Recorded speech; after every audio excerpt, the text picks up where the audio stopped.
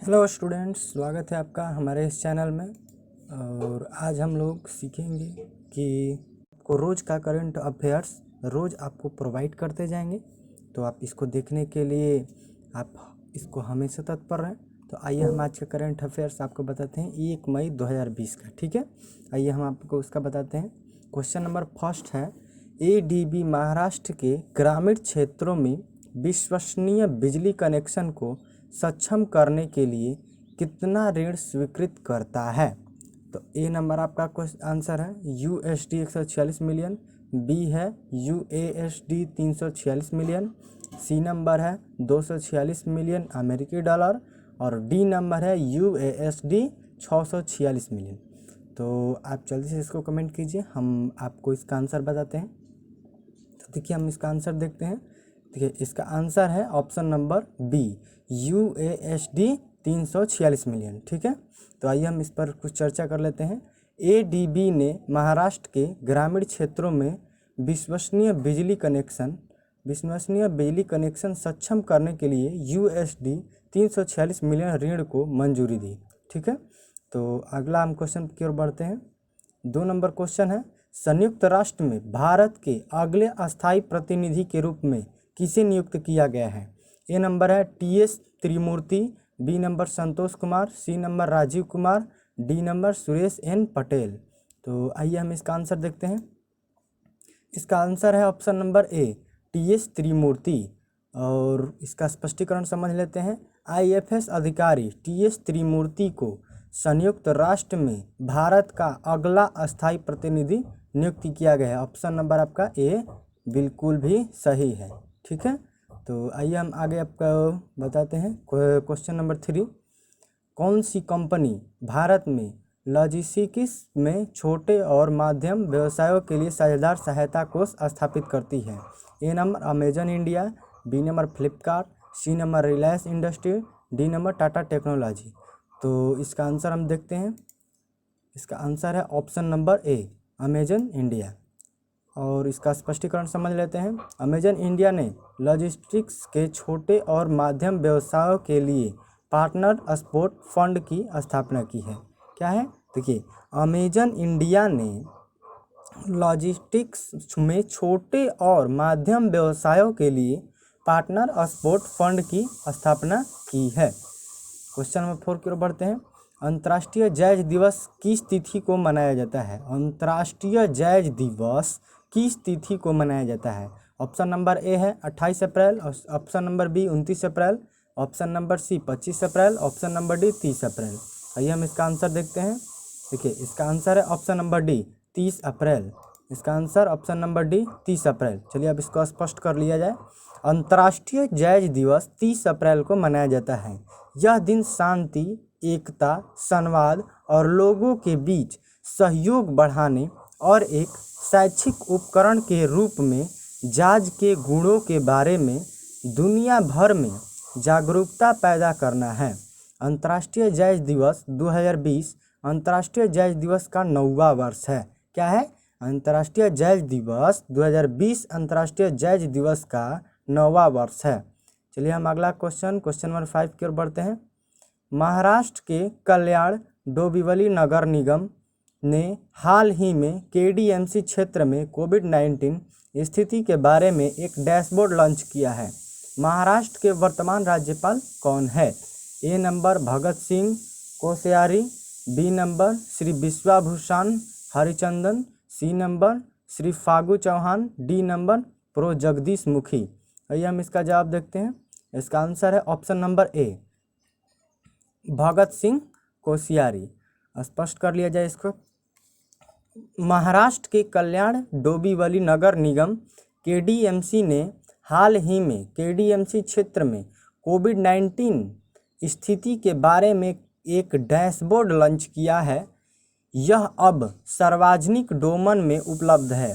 Page को नगर निगम की website और फेसबुक, ट्विटर, इंस्टाग्राम सहित शहर सरकार के अन्य सोशल मीडिया हैंडल के साथ जोड़ा गया है और जनता द्वारा देखने के लिए ही खुला है। भगत सिंह कोश्यारी भारतीय जनता पार्टी के उत्तराखंड से महाराष्ट्र के राज्यपाल के रूप में सेवारत सदस्य हैं।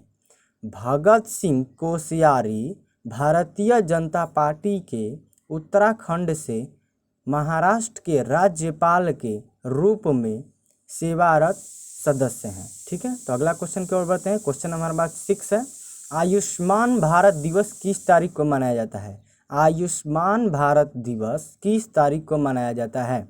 ए नंबर 30 अप्रैल, बी नंबर 29 अप्रैल, सी नंबर 28 अप्रैल, डी नंबर 27 अप्रैल। तो इसका आंसर हम लोग देखते हैं। देखिए, इसका आंसर है ऑप्शन नंबर ए 30 अप्रैल को। आयुष्मान भारत दिवस किस तारीख को मनाया जाता है? 30 अप्रैल को। आयुष्मान भारत दिवस 30 अप्रैल को मनाया जाता है।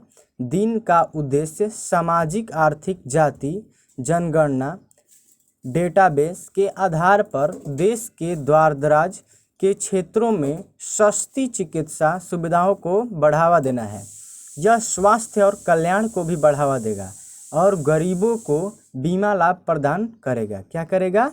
यह स्वास्थ्य और कल्याण को भी बढ़ावा देगा और गरीबों को बीमा लाभ प्रदान करेगा।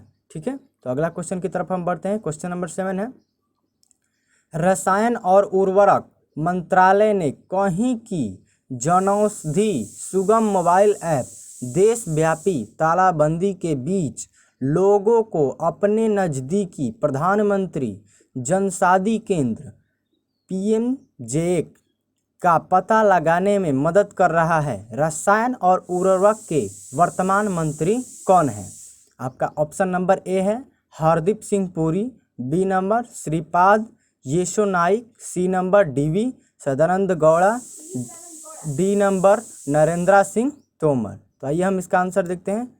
आपका ऑप्शन नंबर सी सही है, DV सदानंद गौड़ा। रसायन और उर्वरक मंत्रालय ने कहा है कि जनौषधि सुगम मोबाइल ऐप देशव्यापी तालाबंदी के बीच लोगों को अपने नज़दीकी प्रधानमंत्री जनऔषधि केंद्र PMJAY का पता लगाने में मदद कर रहा है। 3,25,000 से अधिक लोग इसके द्वारा दिए गए लाभों के मेजबान का लाभ उठाने के लिए जनऔषधि सुगम मोबाइल ऐप का उपयोग कर रहे हैं। ऐप इसकी कीमत के साथ सस्ती जेनेरिक दवा की उपलब्धता भी जानकारी देता है। ठीक है, क्वेश्चन हम आगे बढ़ते हैं। क्वेश्चन नंबर 8 है हमारा, किस संस्थान ने अल्जाइमर अवरोधक के रूप में उपयोग करने के लिए बेरबेरिन की संरचना को बेर-डी में बदल दिया है? ठीक है, आपको ऑप्शन नंबर ए है translation health science and technology institute, B number Bharatiya Vigyan Sansthan, C number Jawaharlal Nehru centre for advanced scientific research, D number nano विज्ञान और प्रौद्योगिक संस्थान। तो अब इसका आंसर हम लोग देखते हैं। आंसर आपका ऑप्शन नंबर सी सही है, Jawaharlal Nehru centre for advanced scientific research. तो इसका स्पष्ट कर लिया जाए, Jawaharlal Nehru centre for advance scientific research JNCASR, इसको शॉर्ट में बोला जाता है, कि वैज्ञानिक ने अल्जाइमर अवरोधक के रूप में उपयोग करने के लिए बर्बेरिन की संरचना को बेर-डी में बदल दिया है। बर्बेरिन एक प्राकृतिक और सस्ता उत्पाद है। बर्बेरिन क्या है? एक प्राकृतिक और सस्ता उत्पाद है जो करक्यूमिन के समान है, जो व्यावसायिक रूप में उपलब्ध है। ठीक है, तो अब आगे क्वेश्चन नंबर 9 की ओर बढ़ते हैं। किस संस्थान ने HCARD अस्पताल देखभाल सहायक रोबोटिक उपकरण, HCARD मतलब अस्पताल देखभाल सहायक रोबोटिक उपकरण विकसित किया है? ऑप्शन नंबर ए CSIR CBMS, CBSIR CMERI, CBSIR CFTRI, CSIR AMPRO। ठीक है, तो आइए हम इसका आंसर देखते हैं। इसका आंसर है option number B CSIR CMERI। इसको स्पष्ट कर लिया जाए, CSIR central mechanic engineering research institute. CSIR का full form central mechanic engineering research institute इसको कहा जाता है। ठीक है, CMERI ने HCARD hospital care assisted robotic device विकसित किया है? डिवाइस कोरोना वायरस से संक्रमित लोगों को शारीरिक दूरी बनाए रखने में front line health care workers की मदद कर सकता है। आइए अब हम इसका आंसर देखते हैं। इसका हमने आंसर देख लिया, स्पष्ट कर लिए हम लोग कि यह जो है CSIR और CMERI यह डिवाइस कोरोना वायरस से संक्रमित लोगों से शारीरिक दूरी बनाए रखने में front line health care workers की मदद कर सकता है। ठीक है, तो क्वेश्चन नंबर हम 10 की ओर बढ़ते हैं। नेशनल इंफ्रास्ट्रक्चर पाइपलाइन NIP पर टास्क फोर्स ने 2019 से 25 के लिए NIP पर अपनी अंतिम रिपोर्ट केंद्रीय वित्त और कॉरपोरेट मामलों के मंत्री निर्मला सीतारामन को सौंपी। $5 ट्रिलियन अर्थव्यवस्था बनने के लिए भारत का लक्ष्य वर्ष क्या है? A 2025, B 2022, C 2024, D 2023। तो इसका आंसर देखते हैं। इसका आंसर ऑप्शन नंबर A 2025। अब इसको स्पष्ट कर लिया जाए। नेशनल इंफ्रास्ट्रक्चर पाइपलाइन NIP पर टास्क फोर्स ने 2019 से 25 के लिए NIP पर अपनी अंतिम रिपोर्ट केंद्रीय वित्त और कॉरपोरेट के मामलों के मंत्री निर्मला सीतारामन को सौंपी। यह रिपोर्ट भारत के केंद्र और राज्य द्वारा कार्यान्वयन के लिए बुनियादी ढांचे से संबंधित सामान्य और क्षेत्रीय सुधारों पर कई सिफारिश रखती हैं। मुख्य उद्देश्य परियोजना की तैयारी में सुधार करना है, घरेलू और विदेशी दोनों बुनियादी ढांचे में निवेश आकर्षित करना है, जो वित्त वर्ष 2025 तक 5 ट्रिलियन अर्थव्यवस्था बनाने के लक्ष्य के लिए महत्वपूर्ण होगा। ठीक है, तो आपने इस बातों को सुना, तो अब हम लोग आगे देखते हैं।